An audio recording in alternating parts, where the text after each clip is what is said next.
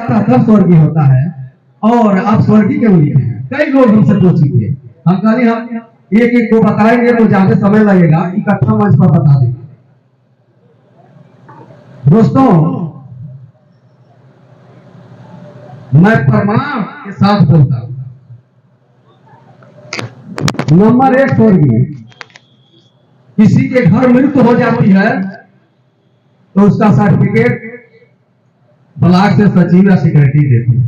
ये सभी आप लोग जानते हैं। क्या उस पर स्वर्गीय या नरकी लिखा रहता है? ये सोचने की बात है, समझने की बात है। यही पाखंड है, यही अंधविश्वास है, यही अज्ञानता है। वहां मृतक लिखा रहता कि फला को फला डेट की मृत्यु होगी, तो ये प्रमाण है कि स्वर्ग नरक नहीं होता, क्योंकि 32 डिग्रियों के ज्ञाता, संविधान निर्माता, अगर ये बात सच रहती तो अपने किसी न किसी किताब में लिखते। मैं उनके सारी किताब पढ़ा हूं, कहीं स्वर्ग नरक नहीं पाया। यानी ये विद्वान कहते हैं, महापुरुष कहते हैं कि अंधविश्वास है, पाखंड है। क्योंकि अगर वह सचिव स्वर्गीय लिख देगा या नरकी लिख देगा तो वो मामला कोर्ट तक भी जा सकती है, क्योंकि सवाल खड़ा हो जाएगा, क्या मेरे पिता तुमने देखा कि नरक गए हैं क्यों लिखे हो, या स्वर्ग गए हैं क्यों लिखे हो? ये असंवैधानिक व्यवस्था है। इसलिए ये प्रमाण है कि स्वर्ग नरक नहीं होता। आइए दूसरे नंबर पर, चोर, चाई, बेविचारी, ठग, बेईमान, मनो अनेकों पाप करने वाले, कुकर्म करने वाले जितने लोग मरते हैं, सबके आगे स्वर्गीय होता है। आप देखे होंगे, सबके आगे स्वर्गीय होता है, तो भैया नरक में कौन जाता है? नरक किसके लिए है, मेरा सवाल है। मैं आज तक में जितने कार्ड पाया हूं सावधानी सभा का, मृत्यु हो जाती है, मैं किसी में नरकी नहीं पाया, सब में स्वर्गीय पाया। तो नरक में कौन जाता है? और वो लिखते भी हैं लोग कि बड़े दुख के साथ कहना पड़ता है कि मेरे पिता का स्वर्गवास दिनांक इतना को हो गया, अतः उनके ब्रह्मभोज में दिनांक इतना को आप उपस्थित होकर के उनके आत्मा को शांति प्रदान करें। अरे भाई, जब स्वर्ग हो गया तो दुख की क्या बात है? जब स्वर्ग हो गया तो दुख की क्या बात है? हम स्वर्ग में रहेंगे तो दुख व्यक्त करेंगे। इसलिए यह पाखंड है, अंधविश्वास है। आइए तीसरा नंबर, जब आदमी की मृत्यु हो जाती है, बुद्ध ने कहा अत्तो दीपो भव, पहले अपना दीपक बनिए। हम दूसरे के सुधारने की कोशिश में रहते, अपने कभी नहीं सुधरे, उसी में मैं भी हूं।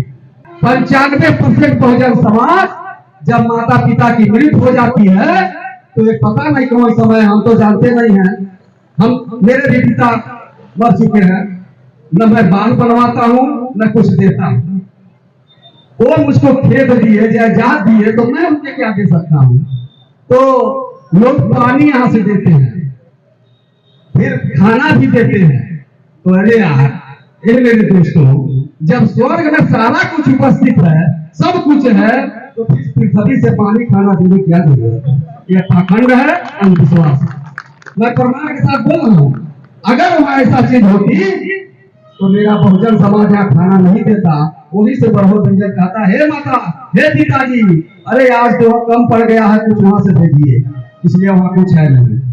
हमारे वैज्ञानिकों ने चंद्रमा की खोज कर लिया, वहां पहुंच गए, तारों की खोज कर लिया, लेकिन आज तक स्वर्ग नरक का नहीं खोज किया पूरे विश्व में, इसलिए अंधविश्वास है, पाखंड है।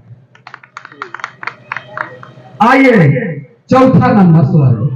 मैं स्वर्ग की बात कर रहा हूं, भैया आपसे मत पूछिएगा कहां स्वर्ग की लिख रहे हैं। मैं चौथा बात बता रहा हूं। मैं जिस देश में रहता हूं उस देश में कोलंबिया यूनिवर्सिटी में लगभग कई सौ में से 4 विद्वानों का नाम आया। जिसमें पहला थे तथागत गौतम बुद्ध, दूसरा थे महावीर स्वामी, तीसरा थे सम्राट अशोक और चौथा जाना कौन थे? संविधान निर्माता बाबा साहब। बाकी कोई पूरे दुनिया में इसके नीचे भी है। तो अगर मैं स्वर्ग में जाता तो ऐसे विद्वान की मुलाकात होती कि नहीं होती, और ऐसे संविधान रचयिता की मुलाकात होती कि नहीं होती, ऐसे हक अधिकार इतना अच्छा संविधान मिलता कि नहीं मिलता।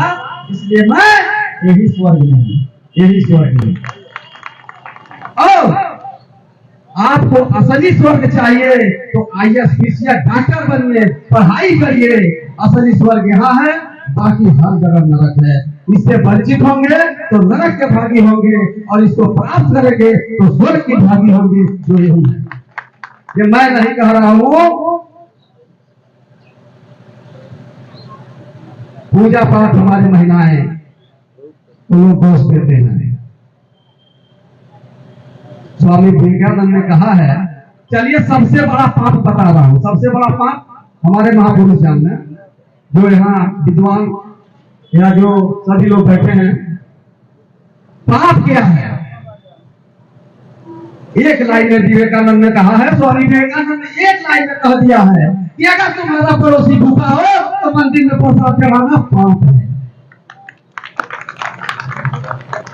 और प्रसाद कब चढ़ता है? पूजा पाठ होने के बाद। उसमें भी जोड़ दीजिए, छोटी शब्दों में बहुत कुछ रहता है।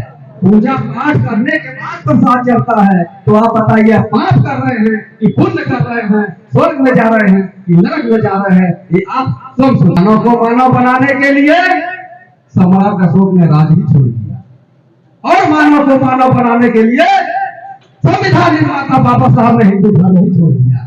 दोस्तों, आपको सोचना हमें कहाँ जाना है, कहाँ हमारा हक अधिकार है। पेरियार भी स्वामी जी लिखते हैं, पेरियार भी रामा स्वामी जी, ये जो धर्म तुमको नीच समझता है वो धर्म को लातना। आप क्या कर रहे हैं? और कहते हैं परिवर्तन नहीं होगा, संविधान 78 साल आगे हुआ।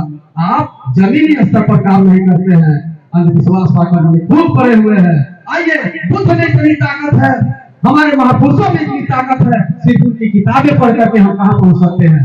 दोस्तों, मैं अपनी बात बताता हूँ, परिवर्तन कहाँ से होगा? जब तक आप अपने पत्नी को नहीं परिवर्तन करेंगे, लिख के ले लीजिए, कभी परिवर्तन नहीं होने वाला है। लिख लीजिए, मैं दावे के साथ कहता हूँ, जिस पत्नी को, जिस औरतों को ऐसे समाज में नहीं लाएंगे, ऐसे महापुरुषों की किताब नहीं रखेंगे, तस्वीर नहीं रखेंगे, लिख लीजिए, जिंदगी में परिवर्तन होने वाला नहीं है। आप धन प्राप्त कर सकते हैं, पैसा प्राप्त कर सकते हैं, लेकिन सद्विचार कभी नहीं प्राप्त हो सकता उस घर में। आप लिख लीजिए। इसलिए सद्विचारी बनना है तो बाबा साहब महापुरुषों की किताबों को, बुद्ध को पढ़ना पड़ेगा।